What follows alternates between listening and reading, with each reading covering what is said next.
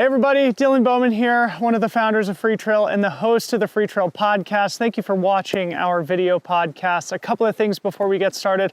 Number one, please do join Freetrail Pro, our great community for trail runners from around the world. There's a lot of great perks involved in that membership, and we would love to have you on board. Number two, a big thank you to our sponsors here in the video podcast. We don't do real commercial breaks, so I just want to give them a major shout out on the front end here. We have some discount codes in the show notes that you can take advantage of.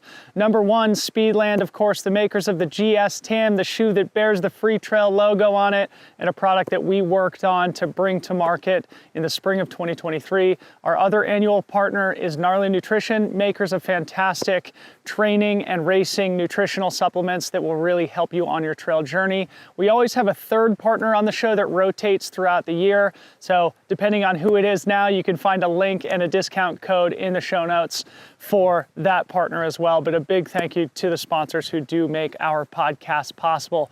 Number three, last but not least, we would really appreciate it while you're here to smash the subscribe button on the Freetrail YouTube channel. You can also click the bell icon to get notifications whenever we post new content. We are working very hard to keep you inspired, informed, and entertained here in the great sport of trail running. Thank you so much. Enjoy the show. Justin Grunewald, welcome to the podcast, buddy. At long last. Thanks for doing this. Yeah, thanks for having me. You know, my traditional opening question for you, Justin, I got to ask this before we get to the other stuff. It's the expectation of the audience at this point. That is, what makes you, you? Yeah, I guess I have a lot of different pieces, but the simplified version of me is I'm a trail runner, partner to Amanda Basham. We have two beautiful little girls. I'm a full-time physician, work in Minnesota, live 3 weeks a month in Boulder. I'm a huge advocate for rare cancer research. My late wife, Gabrielle Grunewald, started Foundation Brave Like Gabe. So help run that, raise money, hopefully find treatments, cures, and then spread hope along the way. So many great things that you work on. And I'd love to hear you talk briefly about just the lifestyle, being a dad that has to travel back to Minnesota a week every month to work. Like, how do you practically make that all work out, especially given everything that you have going on at home in Boulder? Yeah, I mean, question's better for Amanda because she takes the brunt of it. Thankfully, we have a great nanny, Claire, who comes 5 days a week, hopefully sometimes 6 days a week when I'm gone. So Amanda can at least get her run in, but that still leaves her on 1 and 3 year old duty for like the rest 18 hours of the day, which is hugely taxing. But for me, it's a short flight, like hour and 40 minutes, drive to the airport, light rail. We have a condo there, do my like 90-hour work week. It sucks, but it's like bang for your buck. Work hard, play hard is our philosophy in life. So I work hard for a week, take a down week in running. Still, I mean, it's crazy when you're not a parent. Working a 90-hour week, I can run 90 miles, recover, sauna, foam roll, get a massage, and feel like there's just more time in the day. But the kids add a lot of happiness to the time in the day. They just like to utilize a lot of that time. They delete the time in the day, the free time in the day. But you're right. And thank God for nannies. I have to echo that myself. Jesse comes over to our place 5 days a week and relieves a lot of the pressure for our family too. And childcare is such an underrated thing. And nannies are some of the most important people in the world, as are teachers, we should say. Definitely. And family, even. I understand why people don't move far away from home. Like my family's in Minnesota, Amanda's is out in Oregon, so we're like isolated. But every once in a while, I'm like, I'll pitch a tent in my parents' yard and they can take over for a month. Right. Yeah. Well, dude, I'm so excited to have this conversation. There's so many things that I feel like we have in common and things that we overlap on. And I wanted to start specifically with this dry January concept that you've posted about a couple of times, something that I very much resonate with in terms of my own personal alcohol consumption. And I feel like this is a really practical and relatable subject for probably a lot of people who are listening. So just starting there, for those who didn't see, summarize the post that you did on Instagram there at the end of January and what your experience with dry January had been like. Yeah, I guess my initial post was just talking about in this post-pandemic, semi-strange world we live in where there was a lot of isolation. Me being a hospital doctor, we've seen a crazy amount, just exponential increase in substance abuse in like not just like drinking small amounts of alcohol, but drinking to the point where you're needing a 1.75 liters of vodka a day just to like survive, to the point where your liver's exploded. And like we calculate, the calculator we use is called the model of end stage liver disease, your MELD score. And it's like these 30-year-olds coming in with 3-month life expectancy. And that's completely crushing to deal with. And while I'm dealing with this in my off weeks, I'm not drinking a liter of vodka, but I'm drinking two 8% IPAs, which moves to three, which moves to four. Your tolerance just increases. And the last 3 years, I wanted half wanted to do dry January, but I wasn't going to. Like I kind of needed the beer, like with a newborn, with a 1 year old. We've been in the newborn phase forever, on top of past life stress, just like a terrible insomnia, things like that. But this year was a particularly stressful in other ways. Just it was the end of a 3-year contract with companies, and then renegotiating. Like Amanda had a lot of stress from that. I had a lot of stress from that. And then there's more and more data every year. Everyone knows alcohol hinders recovery. Now, January of 2023, the World Health Organization changed their recommendation to no alcohol, meaning as a physician, I used to be like, for a woman, drink your glass of wine. It's heart healthy. For a man, drink your 1 to 2 glasses of wine, your beer, what have you. We said that was healthy. Now the stance is zero alcohol is healthy. There's much more correlation with cancer risk and things like that. There was already a known risk of dementia on top of alcohol related deaths. So, me being a physician felt more and more hypocritical doing what I was doing. And then, me being a pro athlete, I'm literally reverse doping. I'm hurting my performance every day, every night. Reverse doping. I love Yeah. that. I'm like anti-doping. All Yeah. my competitors are taking every advantage they can, and here I am just like sawing my left leg off at the start of the race, like day in and day out. So I'm like, and it's just denial. I was like, I can function better on alcohol. I'm better than the studies, you know? I'm like, I'm an N of one. I can do it. But it's just not true. So 3 days into dry January, I was like, holy shit, I feel phenomenal. Like I've been hungover for 3 years. And Yeah. now it's just continued to amplify like in training and performance. Before we come back to your personal experience with dry January, I'd love to hear more about your experience as a physician, because it is kind of a disturbing fact what you're articulating here, that in your capacity working in the healthcare space, you've seen a huge increase in abuse of alcohol. What do you attribute that to? Is it the recovery from COVID? Did people develop a dependency during COVID and now it's showing up as sort of late stage addiction? Or is it a manifestation of some other rot in our society? How do you diagnose that if you can? I do think there is, as you said, rot in our society. Like there's a heightened anxiety, there's a heightened polarization between right and left. And when I think when we were probably kids, there was like a faux pas to like drink alone. Like if you're drinking at a bar, it's okay. But if you're drinking alone in your condo by yourself, it's probably not okay. So then you isolate these people for a year, 2 years. Like imagine you went to a desk job, you saw people, people see if you're hungover, you probably have something to upkeep. Now all of a sudden you're in your pajamas, maybe checking into a Zoom meeting, maybe just doing emails all day. Like a lot of people I'd see in the hospital, they'd start drinking halfway through their workday just to carry it over, and they're just functionally an alcoholic, which it's a lot easier to hide when you're at home. And I don't know, there's just for the World Health Organization to make this statement, which I can tell you how I came upon that actually. A friend of yours, Tyler Green, a friend of mine.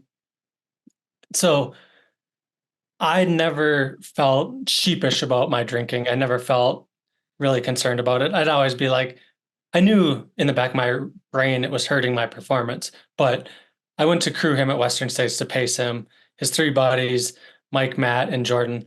I think Tyler wanted to like amuse me or keep me interested. So we went and got pizza. I drank two double IPAs. They drank like a Sprite, a lemonade, and a water. None of them drink. And I like grab a crowler for the night back at the Airbnb, like the night, like, and I could see they were all looking at me a little weird. And I'm just in my normal state. And Matt and Mike are both therapists. They shared a lot of data on alcohol performance, like Huberman, all these things. And I'm like, yeah, whatever. But I listened to them in time and I thank them for as well for me like finding this and actually listening to the science. So, but the healthcare aspect of it is really daunting and sad. The super drugs, the synthetic fentanyls now coming over from China. Amanda's brother sadly passed away from a narcotic overdose. So it all hits really close to home. My little sister-in-law was hit by a driver under the influence with both meth and fentanyl in her system. So, and alcohol is in itself the same. It's a lethal drug once you get to certain quantities of it. Yeah. And the threshold, I guess, that's important is when it goes from recreational to medicinal. And in your posts, you say that you were using alcohol to medicate grief, PTSD, insomnia. Can you identify a moment where it made that transition between recreational and medicinal? Because this is, again, something that I deeply identify with myself. Yeah, I mean it's a long, long time coming, and it comes back to like when Gabriel was sick, I'm a hospital doctor, so I spend a lot of time in the hospital. But when you're on the other end of it and you're the spouse and late in her life, we spent a fair amount of nights in the hospital, and I'd legitimately sneak a 4-pack of beer in my backpack into the hospital room because I'm sitting in a chair. Like, I love hospitals. Like, they do good, but they treat their visitors so poorly. I'm in like the most uncomfortable, rickety chair that I'm going to spend the night in. The only way I'm going to fall asleep is if I'm like passing out legitimately. And it kind of, I think, carried over from there to I switched to night shifts at work shortly after she passed because when I went to work, everyone looked incredibly sad at me. And that like empty question of like how you're doing, like, oh, I'm here for you. They're not empty, like they all mean well, but very few people work nights. So I just got to avoid people altogether. And legitimately, working nights, I can't drink. So I'm like, that's my week off of drinking, and then I'll just drink the rest of the time. So I was doing it to curb the addiction at the same time as just avoid the sad faces. So, but it definitely was while she was sick.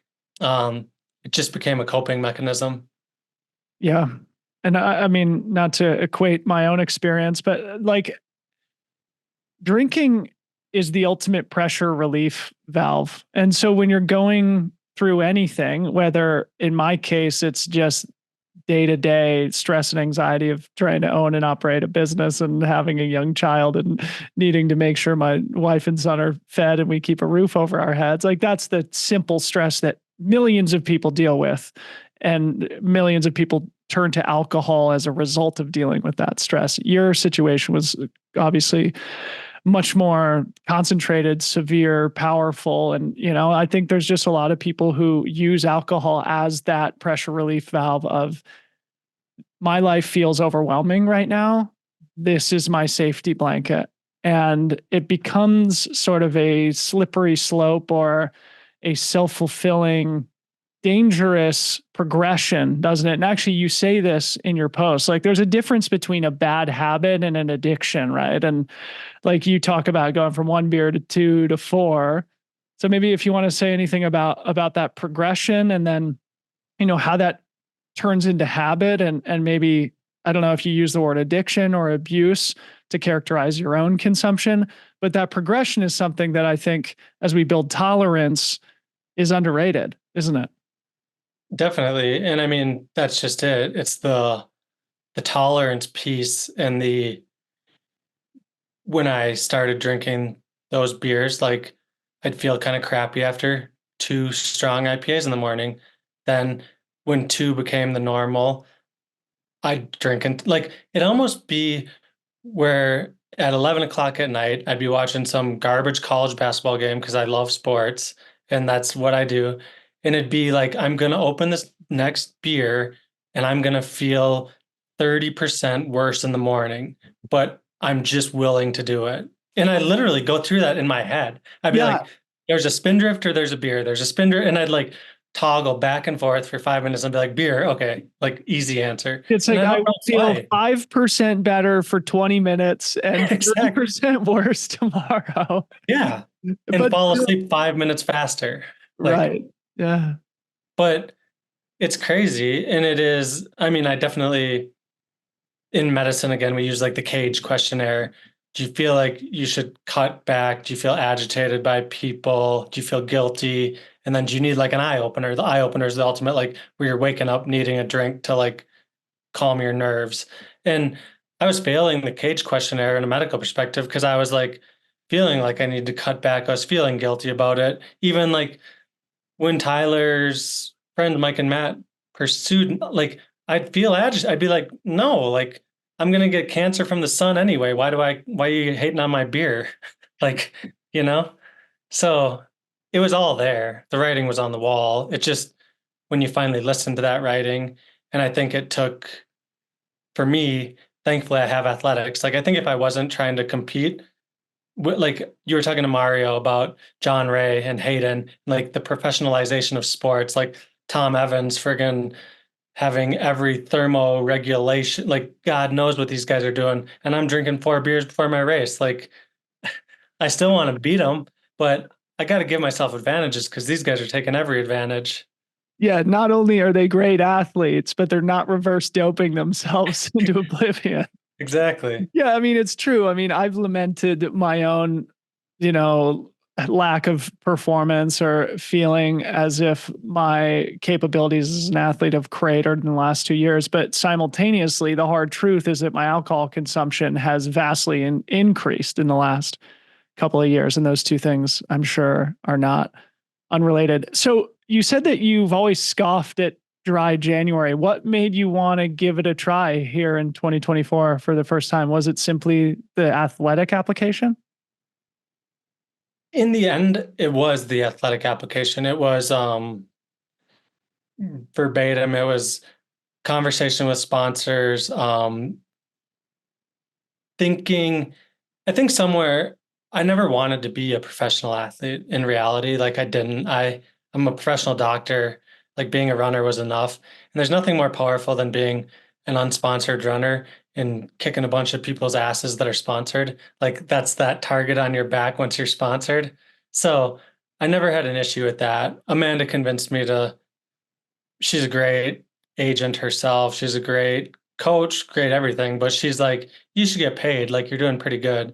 And then ultimately, I thought I had a good year. I got third place at 2 golden ticket races, just missed them, beat a bunch of sponsored people.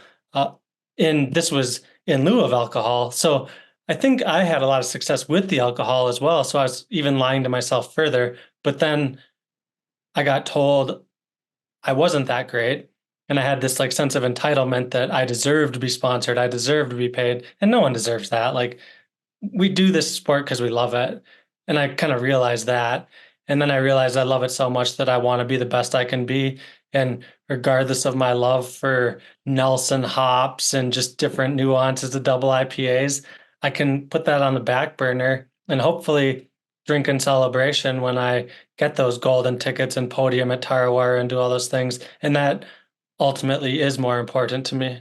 Again, it goes back to recreational versus medicinal, Totally. using it as a celebration versus using it as a pressure release valve. And it seems like dry January has given you a glimpse of your true capabilities as an athlete, maybe something that alcohol was holding back, notwithstanding the great results that you did achieve last season and throughout your career. What have you noticed in your running as a result of this stint of sobriety? Yeah, I mean, just the recovery blows my mind. As a coach, Amanda does this little thing she calls training camp, where it's like a 3-ish day race simulation with like 20 plus mile runs, some hard, some easy, but a mix. And usually I finish my first 25-mile run, drink 3 or 4 beers that night. I've done this 3 race lead-ins now where she's coached me. And this time, like day 4, when I'm usually pretty depleted, I felt like I could go for a 50K race and just like power through. I think with alcohol on board, I'll go for these runs up Gold Hill. It's our iconic winter loop here in Boulder. And I get 30 minutes into a tempo and my mind starts to wander, and like the gut aches a little bit. And I always just attributed that to, and now I'm just like, slow down, you're going too fast, slow down, you're going too fast. And that's like such a good feeling to have. Mm. I don't know, my fitness has like exponentially gone up looking at old stuff. And the only difference is the alcohol. Like I didn't become vegan. I didn't like start doing anything else differently. What about mood? Like that's a kind of a fascinating, I don't know, observation though, isn't it? Like not only are you feeling better in your training, but maybe psychologically you are not tougher. Is tougher might not be the right word, but I more think able tougher to, is the right word. yeah, okay. Like I just my focus is like a laser and it's like when something hurts, you're just so focused on the process that it doesn't matter as much. Whereas I didn't know this because I was drinking for so long, but before when something hurt, I'd focus on the hurt. Yeah, I don't and know. it's yeah, you go out for a workout and you're a little bit hungover. It's a lot easier to talk yourself into dialing it back a little bit or cutting the run short. The Totally. mood question, I think, is an interesting one. A good friend of mine, Yassine Daboon, I don't know if you know him, but he's been sober now for 20 years. And I remember him telling me a little while ago that he was having a conversation with a friend who was simultaneously dealing with some depression and who was also a heavy drinker. And he said to his friend, well, don't you realize that you're consuming a depressant every day? And even though alcohol is that perfect pressure relief valve, it really is that first 20, 30 minutes. It's like the magical buzz, right? And then afterwards, it sort of has a counterproductive impact. At least it does for me on my emotional state. Have you noticed during the dry January stint that maybe your mood and general outlook on life has improved too? Definitely. And that's again everything you just said. The 30-minute window of like I have 2 kids screaming. One of them blew out a diaper. One of them smashed the other one's head. And I'm like, it's beer time. Like nothing else is going to make me happy. But now actually like just dealing with that, separating like it's not like the scream stops, but the alcohol, which doesn't create happiness, it doesn't create happiness. Like I texted 2 of my best friends the other night while I was still in these contract talks, and I'm like, what makes you happy? Because I was just looking, because I'm like, I know Amanda makes me happy. I know the girls make me happy. For a long period, I thought beer made me happy, but there's just so much other stuff. And like, there's so much trivial stuff I like stress out about, and that doesn't make me happy. Like, running makes me happy, you know? Yeah. Well, we're on that subject. It makes me want to ask about, like relationships, obviously, and oftentimes take the brunt of alcohol consumption or abuse. And, my wife and I, Harmony, we do dry January every year. And this is probably 8, 10 years in a row at this point. And we broke our fast. I want to come around to asking you whether you've broken your fast yet, but we broke our fast.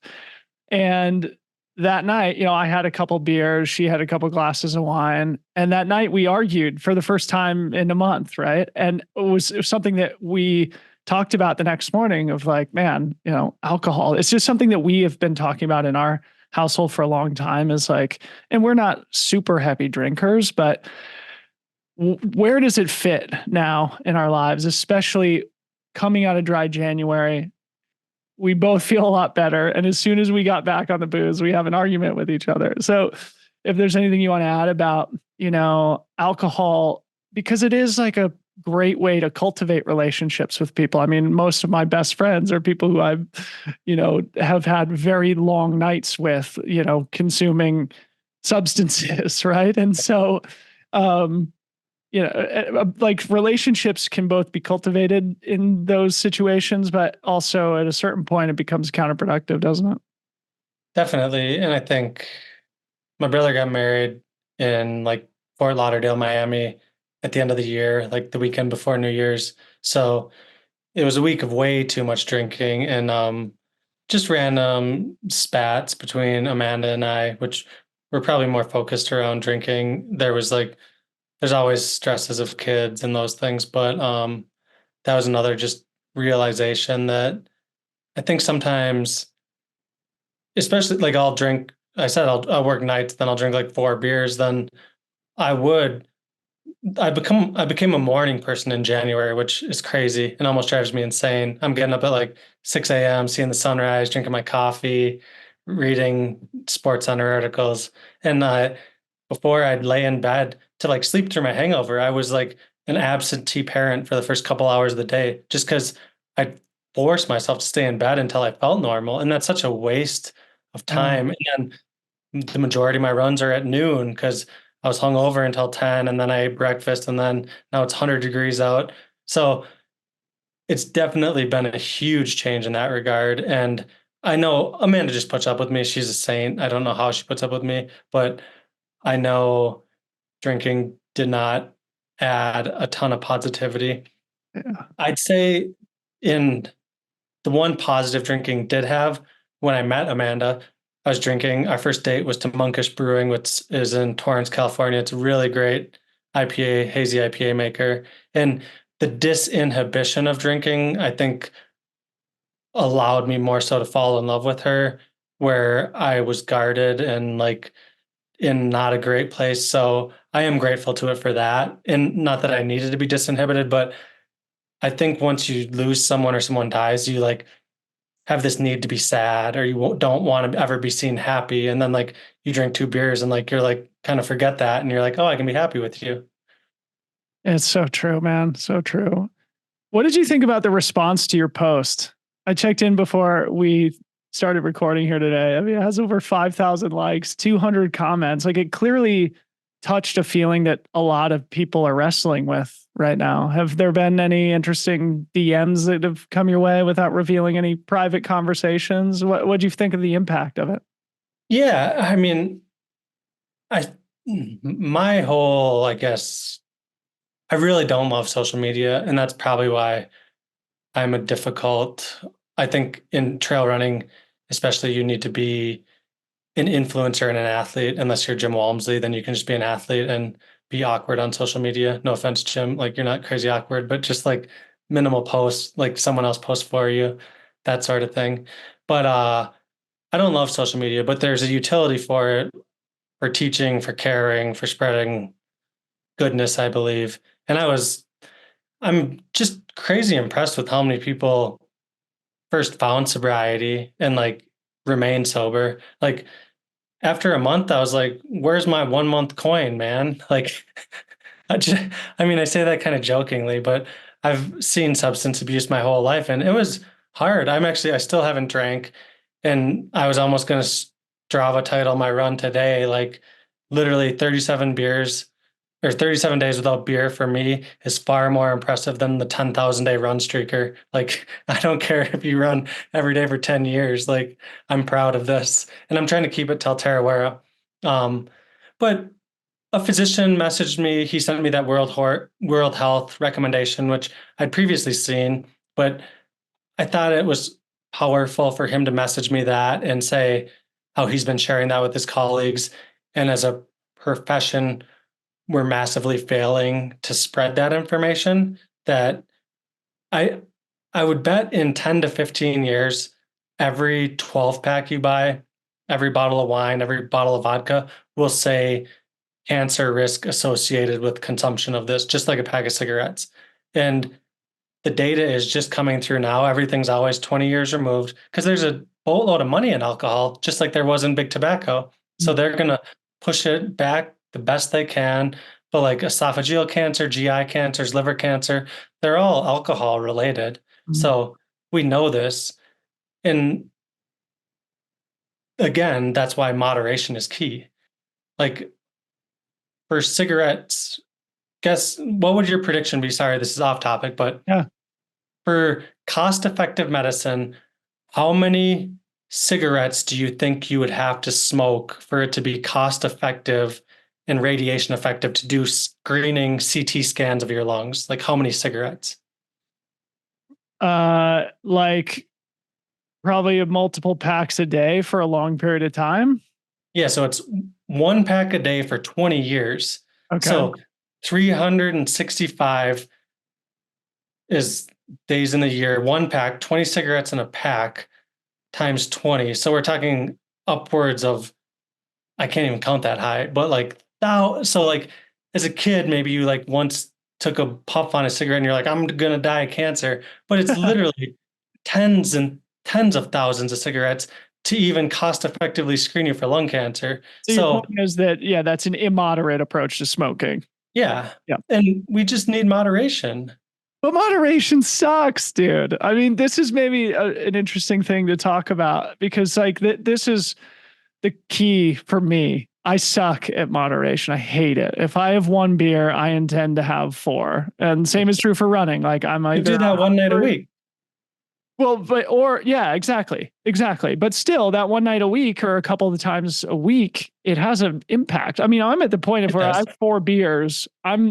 I don't feel normal for 2-3 days. Yeah, yeah. Well, you have a So, kid, you have but the life. same is the same is true for running. I'm either like a hyper engaged pro athlete or I'm a super lazy couch potato. But Yeah. moderation is kind of the key. Has been something that you've been meditating on over the course of the 37 days of sobriety? Yeah. And I mean, I think January 26th, 27th, 28th, I told Amanda the next night I was going to drink a beer. I mean, my key has been saying I'm going to have a beer tomorrow night. And then the night comes and maybe I don't need it. And then I say I'm going to have a beer tomorrow night. And I think I've said that for 15 straight nights or something. Um, and it's worked. I mean, everyone has their thing. Um, but I really love beer. I mean, I think you love beer as well. Like I've seen like Great Notion, like there's these classic, really good IPA makers, and you can't make an NA beer like that for some reason. I don't know why. They just don't taste the same. Oh. And I long for the day they do. I think they could catch up. And the more we learn about ill effects of alcohol, I think they will. But nothing, I don't, I'd love to, if I could have a beer that tasted like a really good double IPA, I'd love to know its play, like if I want that little buzz or if it's the taste, you know? Because I do love the taste. Say more about the insomnia piece that you've referenced in our conversation that you talk about in your post. Was that grief related or like, Yeah. because obviously Grief, shift work. Shift work doesn't help. So I work 6 p.m. to 6 a.m. for a whole week, Mm. like wide awake, like chugging coffee at 5 a.m., probably going to bed at 7 a.m., and then feel like garbage. And that was how I legitimized my running, or that's how I legitimized my drinking. I'd check my HRV in my work weeks and it'd be garbage because I'd sleep like 4 hours. And then I'd be like, oh, it's the same as when I'm drinking. Um, of course, it's garbage as well. Like they're hungover on both of them. But a lot of grief related stuff, just stuff that creeps into your brain at night. I mean, I like the simple life of watching, like I said, college basketball, college football, it's great not living on the West Coast because stuff is on late. I can watch some like West Coast Conference game between Pepperdine and St. Mary's until midnight. Hopefully you're not gambling on that stuff too. Yeah. No, just hanging out watching. Uh, what was your relationship with alcohol like in your formative years? Because this is again something that I think about a lot now about how I want alcohol to fit into my life as a nearly 38-year-old person. Because I was a hard partying dude, like from before it was legal for me to drink through college and beyond. So it's been like a core part of my life. and now entering middle age, it's harder to dissociate from those habits, even when we do recognize that they have ill effects on our life and or cause real damage. Did you have a similar relationship with alcohol, like in Yeah, I mean, college? ran at University of Minnesota. I think the Midwest is very renowned for its ability to drink. Mhm. We have keggers at our house weekly after like the track meet. We had a place called Burrito Loco where you could flip a quarter for drinks and like see how many free shots or drinks you get. So I mean, drank pretty good then. And then w- during med school, probably drank more. But then once you hit like residency and rotations in med school, drinking's pretty obsolete because you're spending 30 hours in the hospital. like the last, I remember like going out to drinks during that period and just like falling asleep at the bar before even having a drink and like being asked to leave because they thought I was intoxicated, but I was just sleep deprived. Yeah. So, I mean, we could That still, all that screwed me up too, like the insomnia. Like when you get used to staying up 30 hours, like I these like long races, the ultras, they're not going to be good for people long term. I mean, hmm, hopefully they take their micro naps and stuff, but there's lots of sleep data that shows like there's really ill effects of being up for once you hit critical hours, like your life expectancy actually drops. yeah, well, yeah, not surprising. I feel like, we could talk about this alcohol thing forever. I think there's probably a lot of people who are like rolling their eyes, like, what the heck? These sound like a couple of sort of alcoholic dads lamenting their consumption, but I hope it's Stop relatable for screaming. people. I think the thing that, is most before we move off of it, I'd love to just like talk about how to deal with stress in a healthy way. Have there been any new tools that you've implemented that don't involve alcohol in these last 37 days that maybe you hope to continue implementing into your life as you move into the age of moderation after Tarawera? Yeah, I think, well, that's one thing. Training for Tarawera, I've been really doing a good amount of heat training, sauna, hot tub, and like the sauna is my like meditation ground. Um, just clear your mind, that sort of thing. Uh, Outside of that, I think the biggest positive reinforcement has just been the running. I mean, I feel like I've taken myself back like 10 years. Like the body feels good. I'm not one of these like gurus on inflammation. I don't take athletic greens. I don't do like I'm just not I think it tastes bad. But I think like I said, my reverse doping, just not doing that will give me a significant advantage moving forward where then maybe I'll add something to the regimen later if I feel like I need it. But I want to see just what solely not drinking alone has done. I think I'll get to race Daniel Jones at Tarawera, who I think he just had a really phenomenal year. So I'm looking forward to some stiff competition. And I think while drinking, I like hid from the competition because I was always like crutching along. And even like I posted, I drank 4 beers the night before canyons and it was like the hottest canyons ever. Like, what a terrible decision. It didn't have much ill effect. But that's like the bad reinforcement. Now I want to see what I can actually do. Well, you don't know, right? I mean, at the Yeah. end of the day, you were third place in a race where the golden ticket only went too deep. If you hadn't had 4 beers the night before, who knows what would have happened? Obviously, Cole and Adam had great races that day, but you were very much in that fight. Well, dude, thanks for talking about it and thanks for being open about it. It's when as soon as you posted it, Harmony sent it to me. She's like, "You got to get Justin on." I was like, "This is perfect." Like, what a great conversation to have and a timely one for both of us now. And hopefully it's valuable for the audience too. I know you've done a bunch of podcasts, but I'd love to just like spend a second stepping back. Your wife, Gabe, passed 3.5 years ago now, something that I certainly can't relate to or identify with like I can this other conversation. I've never experienced serious loss in my life, but it's inevitable for everybody. What's your relationship like with grief at this point, and how has that progressed in the last 3.5 years? Yeah, I mean, 3.5 years is a long time. It's pretty crazy. Uh, it's definitely progressed, I think, in a really good way. And I actually think, as we just talked about for the last 45 minutes, like cleaning myself up a little bit has also progressed it. A while back, Amanda said, like, I always have this like lingering undertone of sadness, Mm. which is reasonable. I think I've been through a fair amount of life, but maybe some of the sadness was the depressant effect of alcohol. I think when you're in the thick of grief, I remember I was out in Aspen. I think I messaged you, you were out of town or something. Mario was trying to connect us for a run, but you're just like, it's all encompassing and it's unsurvivable in that moment, but I'm still here. I'm still like I haven't spontaneously combusted yet. And life has only gotten better with time. Like I have Amanda, the best partner in the world. She does everything for me. So a huge thanks to her. Like seeing our girls, it just there's a light at the end of the tunnel. I think if anyone can look for it, it's there. You just got to find a way to get there. And it's not always the easiest thing to Yeah. get there.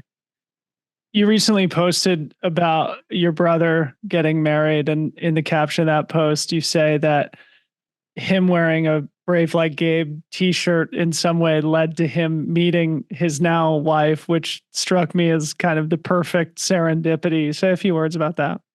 Yeah, it's super weird. We have, again, like, I'd hardly met his fiance, Casey. She's an awesome woman. And we were sitting down to beers because that's what you do. It was like the Tuesday before their wedding. And she's like, did you know how we met? And my brother does a lot of CrossFit. Casey, Ron, like they're both active people, but they're at this like 5K in Fort Lauderdale or something. And my brother shows up in his Brave Like Gabe t-shirt and she sees him. And for some reason, they get to chatting, they exchange numbers, they go on a date, now they're married. And it's just like, it blows my mind. She didn't, I mean, she said she like knew what the foundation was.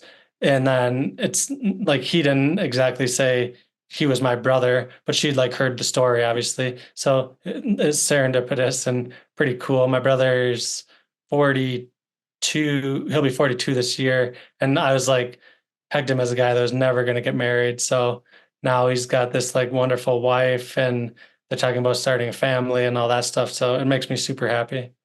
It's beautiful, man. What a cool thing.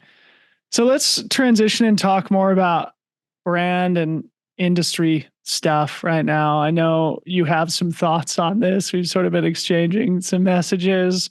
So opening it up, fill us in sort of on where you're at in your professional career, how you observe the brand athlete landscape right now, where brands fit in with your personal career, if at all, things like that.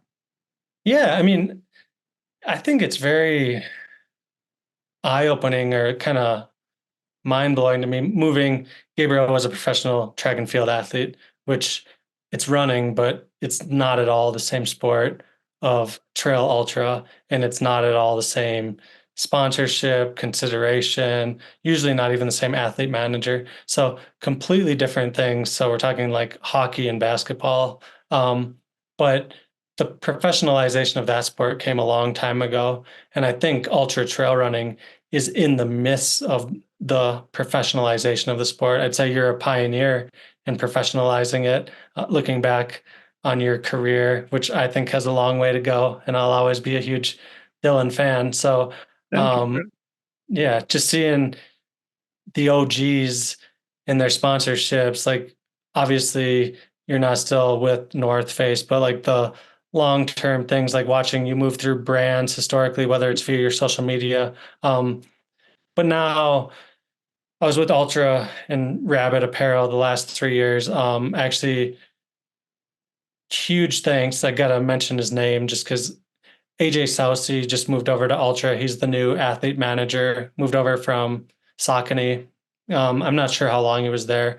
I've just gotten to know AJ over the last month or so, and he's been the biggest athlete advocate I've ever met. I mean, he's texted me in the middle of the night. I've texted him in the middle of the night. He's someone who like, he's exactly what you want in that athlete manager. He cares about me. He cares about Amanda re-signed with Ultra. I'll probably re-sign with Ultra. I will re-sign with Ultra today, tomorrow, whenever legal gets through. But he's vouched for me. He's he's a guy that knows road. He knows road really well. He know like Saucony has a bunch of good road athletes. Ultra is mostly trail. So he's like gone out of his way to learn trail very expeditedly. And he's taken my teaching points. And I'm hugely grateful that he is a cheerleader, a learner of the sport, and a fan. Like you'd love him. He loves all sports. He just is a sports fanatic. So that's made life way better the past few days.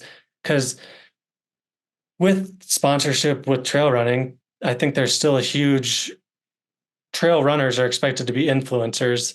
In reality, if you're not top few at Western, maybe Hard Rock. Hard Rock's like a smaller, I know it's a hard as hell race, but it's so small and nichey. But like UTMB and Western, if you're not top 10 at those two, like you're really not the most relevant person in the sport. And I'm not top 10 at So those two. true. It's so true, isn't it?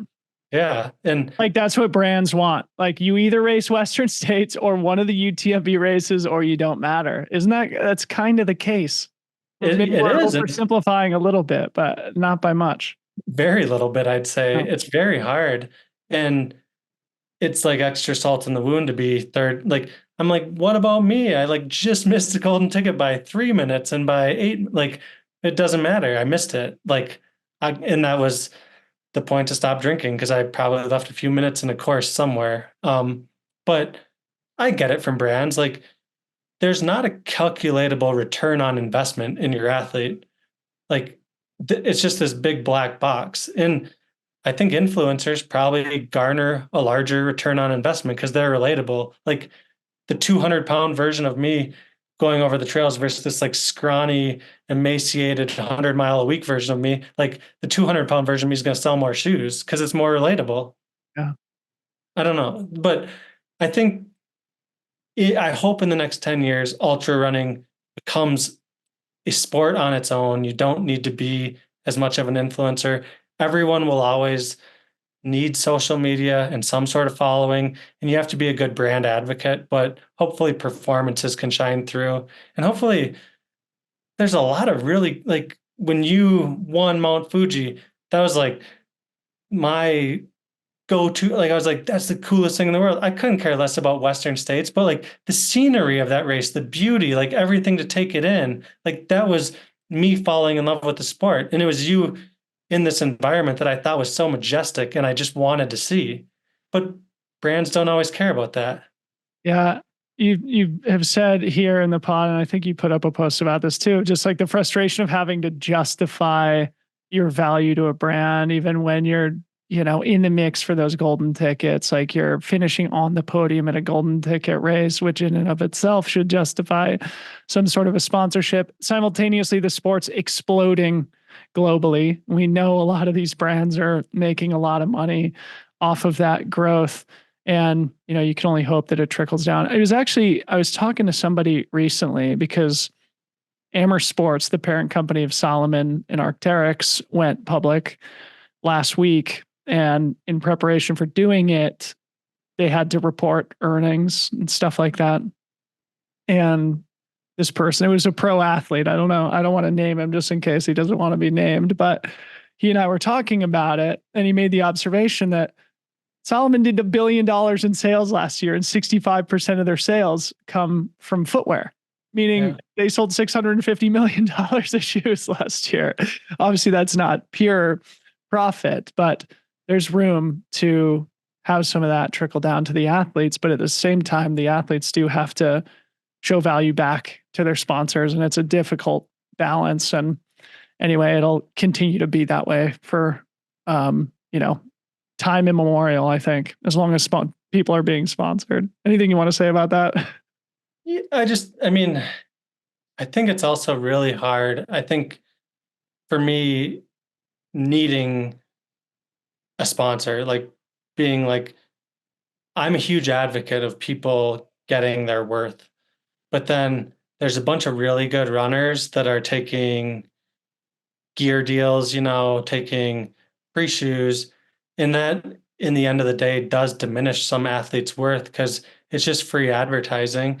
Like, I thought it was wildly interesting at the trials how few Nike shoes were in the front, when it's obviously the best shoe. I mean, science shows the Nike Super Shoe is still the biggest performance enhancer, Yeah. but more athletes were sponsored. Puma threw a Hail Mary and they have two women Olympians. They sponsored a whole bunch of super talented women like around the nation and they hit a home run with it. So it's all just interesting to me. It is But interesting. And I heard that like Nike as a brand sort of disappeared at the trials. I heard Hoka was all over the place. Asics obviously had good performances in both the men's and women's races. Puma knocked it out of the park. So it's a dynamic and interesting landscape. yeah. And like back to this is completely off topic, back to our original topic. The two BYU grads that went 1-2 in the men's race. I assume I'm not making any like wildly religious assumption, but I assume they're Mormon. I assume they don't drink. Like, look, that's just a powerhouse program. You got their men's and women's program are phenomenal. So in medicine, we learned blood transfusion protocols from Jehovah's Witnesses. They don't accept transfusion. So we learned the critical low values of your hemoglobin and hematocrit to like provide blood flow to organs. So like someone needs to do a study on BYU. Like they're already like not making any mistakes and they're a hugely talented group of people. They're not reverse doping. Exactly. So you sent me a message about agents in the sport of trail running. And you said just before, and I think you're in a unique place to understand this, given Gabriel's career, that road and track racing is a different sport from trail running. So opening up that conversation about any experience that you have with agents via yourself or Gabe's career in the road and track scene, and now us in this maturing industry in trail running, where you see agents fitting in. I have my own thoughts on this, but I'd love to hear yours. Yeah. So my initial thought is agents carry a twofold importance in track and field and road running. They carry your brand capability, your brand earnings. And then when you're a track athlete, you want to get into the diamond leagues, the major races. So agents are usually slotted a few athletes per race where they will be able to get their athlete in essentially. So like the Monaco 1500 meters, like Paul Doyle got Gabriel in. It's a little bit of politics, but she had a good enough time, had finished like fourth in the US. So each agent gets a certain allotment of athletes, and the agent can sell like the gold medalist in the long jump. He's like, I'll give you the gold medalist in the long jump if you'll give me 2 spots here. It's like a game of chess. And that doesn't exist as much in trail running because trail running is you sign up for a race and you go run it. Like maybe you can get a race for free, like not pay the entry fee. Maybe if you're real high end, you're getting appearance fees. I'm sure Courtney's getting hopefully paid good amounts of money to go to races, like Jim, all those people. But in my querying of athletes this year, learning more trail, talking to athletes, it seems athletes that worked with an agent in trail respectively got noticeably better contracts. They're usually pretty accomplished people, but they are making more. You're paying the agent 15-ish%. So you're giving a piece of that. But the agent now can tie in your ultra deal. He also knows the woman that works for Koros. He also knows someone at a nutrition company. He also might know a couple speaking engagements. So I think there probably is a balance where they're creating more worth for higher end athletes. I'm not saying I'm a high earning athlete, but I think once you're getting to like the top 10 at the UTMB events, the top 10 at Western States, I think an agent probably makes sense. If that, I'd love to hear your thoughts as well. Yeah. Couple things. I've only heard of 2 examples in my career of an athlete being paid an appearance fee in trail running. I'm sure it's happened many more times than that. But I'm not so sure that Courtney's getting appearance fees. She's certainly not from races like Hard Rock and Western States. So it would be other events where, I mean, she absolutely deserves it. 100% objectively deserves it. But I'm not so sure that the sport has matured to that degree where we do see that in, especially like the marathon majors, et cetera. The other thing that you mentioned that I think is really important is the value that agents provide comes with a price tag, that being typically 15, 20%, I think in some cases. I entertained the idea of getting an agent one time in my career. This was at the end of 2018. I was renegotiating all my contracts with the two major ones, with the North Face and Red Bull at the time. And I talked to a guy who I still have immense respect for, who was specializing mostly in the triathlon space, but who I had worked with in my professional life, and ultimately decided not to do it because I had already cultivated those relationships myself. And it was hard for me to justify, hey, putting somebody in between these brands who I've built relationships with myself and then paying you to do it. I was like, I can probably get within 15% myself. But I think you're right, and Anthony Costales is a good example. We talked about this on my show recently. I think it was in our Trail Runner of the Year conversation where he said, he hired Josh Cox. Josh has great reputation, knows everybody in the industry. Anthony's a dad. He's a teacher. Prefer to let the professional do the contract negotiation. He lands with Nike. He's probably in a great spot. And I'm sure Josh did his job and, got Anthony a contract that maybe is better than Anthony could have done on his own. So those are sort of my high level takes. I think athletes would be well served to learn this, how to negotiate for themselves, at least those who, for some people, they don't want to be involved in contract negotiations. They would love to have somebody that advocates on their behalf, but it's a good skill to learn the business side of the sport and to learn negotiation, because then you can go into conversations with brands and partners, knowing your worth, knowing what their priorities are, where you can meet in the middle to form a really valuable mutual partnership. And I think that the opportunity is potentially starting an agency in the sport, but maybe more so to form some sort of like a educational service to athletes to teach them how to advocate on their own behalf. So those are my I guess high level comments. Like the US I think it's like USRRA Roadrunner Association. They actually have a camp for new grads to like navigate like they have some agents come in, some brands, and it's like a learning scenario. The only thing, like, I think I'm like maybe sensitive but like the hard part for me was the feeling like I'm worth less by like a brand saying they didn't want me. Do you know what I mean? Like just hard on the ego. And I'm like, I think there's a lot of athletes where like, if they heard that, it would deter them from the sport.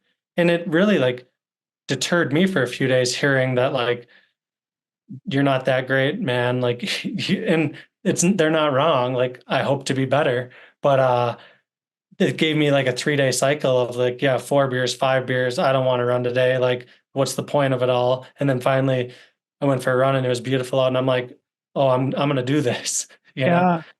So you had a moment where it was like, I'm doubling down on my career. They don't see the potential in me. I know it's there. So I'm going to go wrong. Oh, that's great. Cool. Yeah.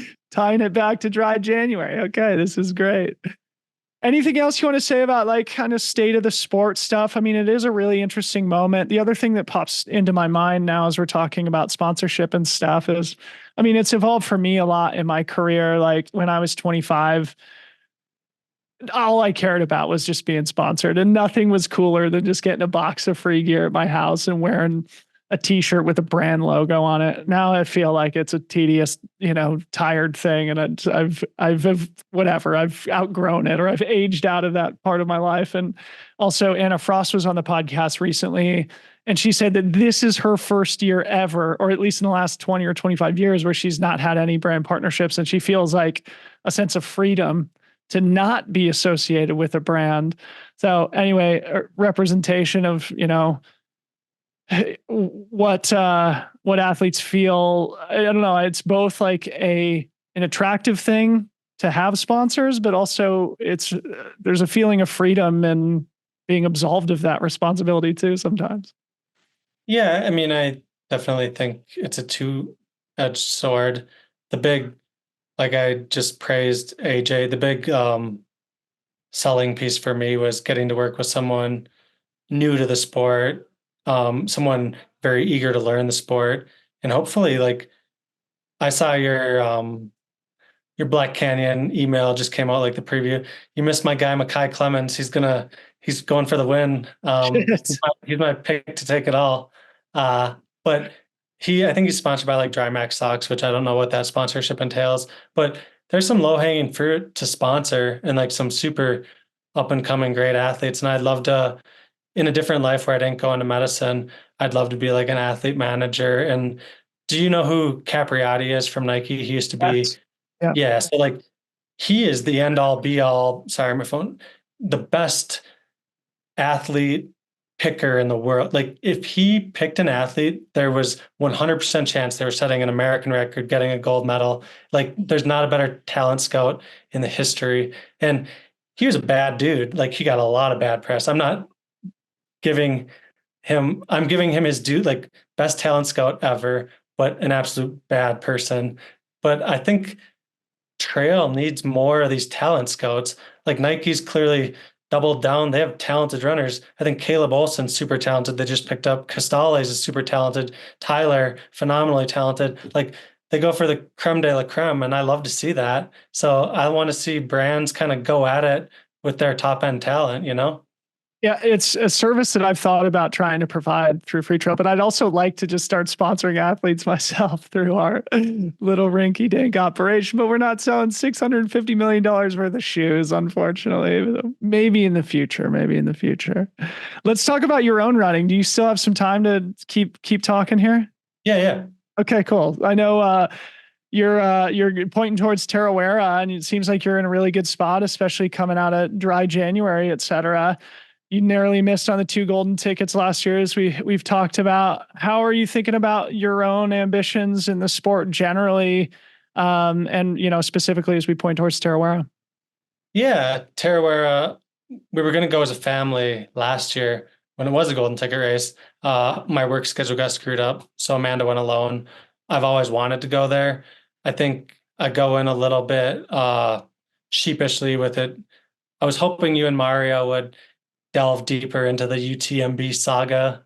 No offense to you guys. I love your PC stances. But I listened to you guys 3 years ago or whenever when Ironman was moving in, and I distinctly remember sitting in the truck with Amanda and we were talking about it. So I have no ill will going in. Like I'm not getting paid to go, but UTMB's offsetting my travel, which that means a lot to me. Like they're considering me an elite, they're covering like flight or something. Like that's an appearance fee in a regard to me versus me just paying fully out of pocket or with my travel budget. So Tarawera, I want to do Desert Rats. I want to race a lot this year. I might do whatever 50-mile race it is to get into Leadville. I think Leadville has been, this is like no discount to any of the recent winners, but I think it's a little lower hanging fruit and sponsors still massively care about that race. I'm not saying I'm going to go in and win it. I might go in and show up and blow up. Courtney might show up there. She might kick my butt. Like she probably will. I'd love to just race Courtney coming from Minnesota. But then I want to do a late season golden ticket, whether that's Grindstone. I don't know if that'll still be a golden ticket race. I thought it was really well put on last year. I'd love to do Javelina. I've dealt with this like hamstring thing for years that seems good now. So I've been afraid to run on like the loose sand, but I would like to get there. Yeah. I got to get a golden ticket. I'm sick of playing bridesmaid or whatever. So I'm ready to go. And dude, that's a season, bro. I'm sure a couple of those will probably get deleted, but that's a lot of racing there. yeah, I've wanted to like my career kind of started during COVID and then it was like, just kidding, no racing. So I'm ready to go. I'm cutting down in the hospital, cut down on beer. What else do I need to do? Committed, man. Look at us. We're both going to make a comeback this year. All right. Dude, Mozart, Oh, I want to get out there. That's been on my God. list. I hope you're going to crush No. that. Yeah, right. You are. What about Tarawera specifically? Is Amanda still coaching you? Tell the people about what you guys have been working on, how your training's going, any of the major sessions you've been doing, and where your confidence and mindset's at going into Tarawera. Yeah, I mean, I think confidence is really high. Only minor concern is it's crazy humid and it's drier than anything out here in Colorado. So lots of heat training, hot tub sauna, but kind of just like the rinky dink. Like I said, we did that training camp with around 70 miles in 3 days. Just felt phenomenal. Just the like 2 by 30 minute pushes uphill where I know when I'm taking like the Drew Holman crowns and the John Ray crowns, I'm having an okay day, you know? Like I always jokingly relate everything to Strava, but it's all elbows and assholes and Boulder for Strava segments. Like if you get one, you got to be having an okay day. So, Yeah, um, those don't yeah, come easy in Boulder, that's for sure. yeah. So just, it's just been like kind of a growing confidence and feeling super fresh. The taper starts kind of now, so just got to keep things in check and have fun. The big thing is having fun. I ran 100Ks wrong for years. This last year, I finally ran them right. Like 100K is a relatively easy jog for 50 miles, and then it starts to hurt a little more, you know? So, I remember at Canyon specifically because we were there doing some coverage of the race, and I ran behind you, and maybe it was Cole. I can't remember who it was, but I remember you specifically saying people are going out too hard. There's going to be carnage today. And there was, obviously, and you narrowly missed that golden ticket, but still had a phenomenal third place that day. And you were closing hard at the end. So yeah. figured out how to race 100Ks. Well, cool, man. Well, one other thing I wanted to ask you about before we get to our traditional closing question is Amanda's UTMB last year. Since she's not here to talk about it herself, you posted something that I remember just being a really cool story, more or less, of her race. And that was that she was sort of texting you from the race course, telling you that she was going to quit. She was committed to quitting. She continued to commit to quit. And ultimately, she made it to the finish line. So fill the audience in on that text exchange. And I don't know what it was like to see her close the loop there that day and battle through that adversity, and any takeaways that maybe is inspired into your own running. Yeah, I mean, that will be a bookmarked inspirational event in my brain that I carry forward every day, especially in lieu of me prior to her race texting. Like, I don't know what happened, but I somehow hurt my hamstring right before CCC. So I had myself a long day, a pity party, put a month into Chamonix, went nowhere. And so her dealing with me before her race sets it off on a great foot. And then she had been having just a terrible night. I mean, with kids and stuff, we didn't do night training, but absolute, like everything went wrong. She went out a little too hard, then shit hit the fan, literally and figuratively, like GI issues, just depleted, no energy, like ready to stop, ready to stop. Powell, who works for Buff, was crewing her, kind of keeping her on moving, but minimally at times. And then finally she told me she was done. And then looked at her tracker, kept teetering along, told me she was done. And I think Buff actually had a video of it. She was like leaving right by the lake. It's like 40 miles left or Campe Lock, 30. yeah. Champay Lock, yeah, sorry. Yep. Champay Lock. She's like hopping in the Buff van, and Matt Daniels, bless his heart, comes by and he's just like, F it, you're not getting in that van. And it was just like a spark lit, it like a fire just was lit under her ass, and they just started running. And Matt was running faster, Amanda was running faster. Then I was like, my whole goal was to get to Trient, and I'd made her like this wonderful iced coffee and got all these croissants and all this food, like everything that could possibly make a person happy. And I'm like leaving this shop with a backpack full of like €100 worth of food and stuff just to try to get her to finish. And I like barely made it there because she's like dead sprinting. And she's like, I don't need any of that crap. And she just, I mean, she's probably the toughest person I know. And for her to still get top 20, like it was a terrible day, like beyond terrible. But she had tied a lot of worth into that race where she was going to close the loop. And I remember like they bombed down from La Flagere so friggin' fast. She was in like 22nd and then ended up in 17th over like 4 miles. I was just like we were just getting to the street with the girls and they're like, Amanda's coming around the corner. Everyone was like, hold, like, yeah, it blew my mind. And huge thanks to Matt. Like, what a guy. He's a phenomenal human and we'll love him forever for, I mean, he says they got each other through, but just the fact that he got her not to step in that van. And then every time I feel like I'm hurting in a race, I just think about that and it's easy to press through. What a great story. I didn't realize the whole Matt Daniels detail. He's actually going to be one of our co-hosts at this week's coverage at Black Canyon. So I'll make sure to bring that up with him. This episode won't come out until after Black Canyon, but shout out to Matt Daniels. He convinced Amanda to get out of the van, get around the mountain. Yeah, great guy. Sure. Yeah, great teamwork there.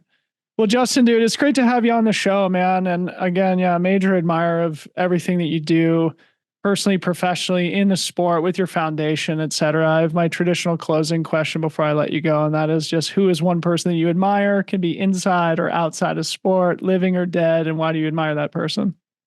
Yeah, I mean, this is probably cheesy and cliche, but I have a lot of admiration for you, Dylan. I I mean, I'm a late adopter to the sport, but when I was coming into the sport, Mario was coaching me and he'd give me a lot of like Dylanisms and like, so I'd follow you, not knowing you at all, and found a lot of inspiration in the stuff you did, and not even inspiration, but found competition. And I'm like, I want to beat Dylan. Like, I think you ran like the North Face marathon when it was out in your Yep. area, and I was running the 50K and I was like, shoot, I wanted to race Dylan. Like, not, I had a I mean, great day that day. You would have had your hands full. you would have That spanked was me. me in Oh, my prime, dude. I was in my prime then. you'd have absolutely spanked me. But no, and just what you do for the sport, what you do to kind of spread it, lift it. Even I really want to get out to some of your events. And they look like everyone I talk to that does them has a phenomenal time. So it's hugely appreciated. Someone who's a fan of the sport and tries to cultivate it minimally myself with all my other obligations. I have a lot of respect for you. Dude, that's so nice of you to say. I really deeply, deeply appreciate it. And the feeling is really mutual. We didn't set this up to our listening audience here. But No, not at all. I mean, any dad, I know the struggles you talk about every day, and yeah, I fully expect you to be on the top of your game and better than ever. I'm making my way there, Just stay on the straight and narrow, practice moderation with consuming certain liquid substances, and you and I are both going to be at the top of our game this year. But yeah, appreciate the kind words. We'd love to have you at any of our races in the future, and look forward to seeing you around somewhere on the scene here in the new year. Thanks so much for coming on the show. Thanks for having me.